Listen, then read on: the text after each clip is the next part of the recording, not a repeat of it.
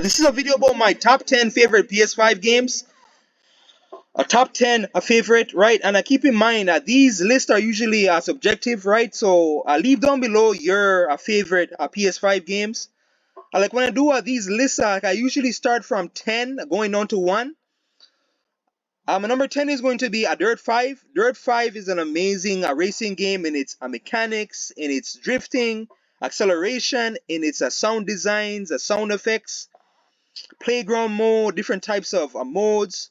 Visually, this game is very impressive. It is very impressive. Tons of different sceneries.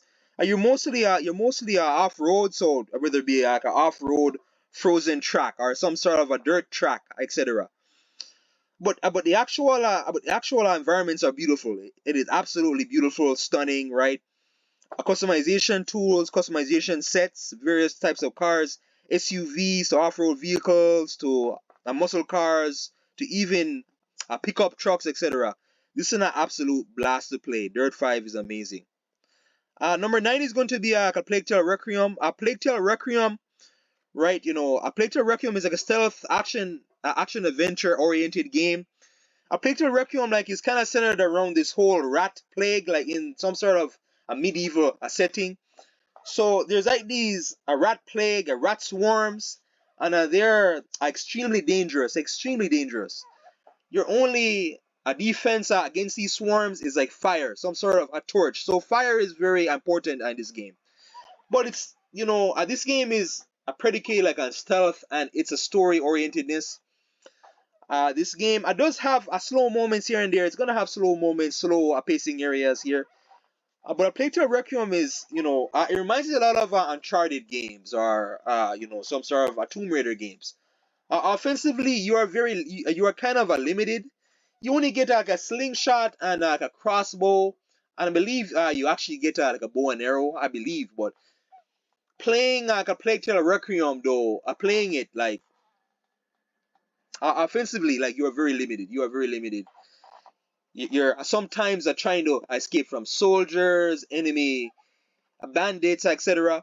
A Plague Tale Requiem has very strong themes in its story. Voice acting very well done. Visually, it is very well done. Sound effects, all that. Plague Tale Requiem has a very fun experience, right? Again, a Plague Tale Requiem is going to be slow. There's going to be moments where it's going to be slow. But once it picks up in certain areas and there's certain prophecies that are going on about, I believe it's something called the chosen one and trying to escape this rat swarm, etc. Plague Tale Requiem is my number 9. Number 8 is going to be Dead Space Remake. Dead Space Remake. What I love about Dead Space Remake, just the weapons. The weapons are very fun. The weapons from the plasma cutter to the disc launcher gun to the flamethrower to the force gun, right? Dead Space Remake, just its weapons and trying to take out these necromorphs in various different ways is just very impressive. This is a remake, so it's the original game. It's everything from the original game. Its environments, its puzzles. There is a few extra details here. I believe they did add those generators here, like in this one. Dead Space Remake is very impressive. This is like a horror game, so it's gonna have some really messed up, concepts and areas in this game, right? But taking out the enemies like in different ways, like very fun, right? The puzzles, trying to address this a space station has literally been torn apart by this infection, by this vicious marker, a necromorph infection. This base remake has my number 8. Very fun, immersive experience. Number 7 is going to be Star Wars Jedi Survivor. Jedi Survivor, all the abilities are from from the previous game, like an hour here. All of those previous powers, etc. As well, this time though, a Jedi, a survivor, is giving you more fighting styles. So it's giving you more combat styles. There's the dual wield, a lightsaber. There's the a long sword, a lightsaber. There's even the saber gun mix. So you hold like a lightsaber in one hand and like a blaster in the other hand.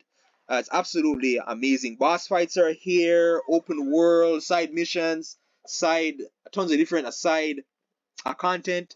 Meditation. There's even some sort of a meditation, a challenge mode, which is very fun. It is very, very, very, very fun. I'm aware that this game had problems on a release. Luckily for me, I didn't run into any major problems. But aside from a motion blur, the game is gonna suffer from a motion blur here and there, and there's gonna be a few bugs here and there for me. I played it on obviously a PS5, but a Star Wars Jedi Survivor is an absolute treat. It's a very fun game once it gets going. Number 6 is gonna be Horizon Forbidden West. Horizon Forbidden West, larger map this time around. It is the second Horizon game. What I really love about this game is the various amount of elemental craftings that you could do. So there's I believe there's like a water element, there's like a poison element now. There's like some sort of, I forgot what the purple element is called. But it's bringing back all of those older elemental attacks, fire, ice, shock, etc. Forbidden West, open world, tons of different side mission, lots of side content here, lots of side content. The uniform sets are absolutely amazing. Trying to upgrade uniform sets, hunting animal, pelts to be able to craft different types of inventory upgrades, etc. Forbidden West is absolutely fun. It's gonna have a slow moments here like in the story, but yeah, really fun. Number 5 is gonna be Destroy All Humans 2 remake. Destroy All Humans 2 remake, from going back to Destroy All Humans 2, like is actually one of my favorite games of all time. Destroy All Humans 2 remake. What I love about this franchise is that it's giving you lots of abilities, telekinesis, a jetpack flying, right? A mind reading, a mind control, etc.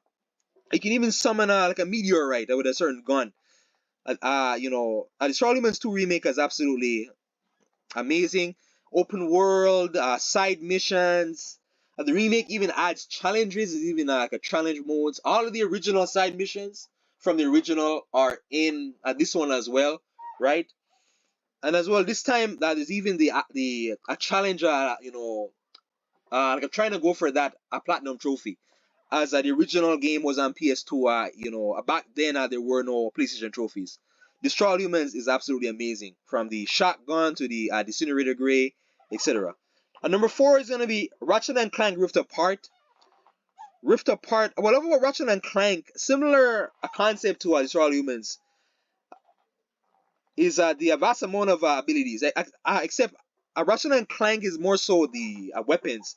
So the weapons that you get in this game, right, from a disco ball weapon to the various types of crowd control weapons, right? To the droids are back now, to blasters, laser guns, etc. Absolutely fun. This time, Rift Apart does bring you onto a different universe.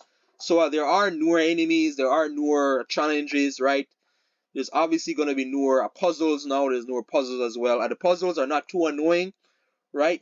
Once you know what you're doing, they're very easy to get the hang of. Ratchet and Clank Rift Apart is absolutely fun. Number 3 is going to be Resident Evil 4 Remake. Resident Evil 4 Remake, what I love about a Resident Evil 4 Remake is, just how impressive it is. Visually very impressive.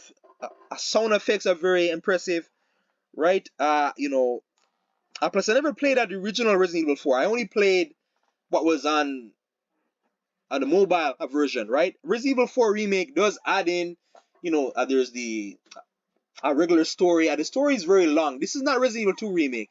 This is Resident Evil 4 Remake, so it's an actual long campaign or a story, It's also added in a Mercenaries mode. There's Mercenaries mode, so you can play as different characters in this very cool ass challenge mode.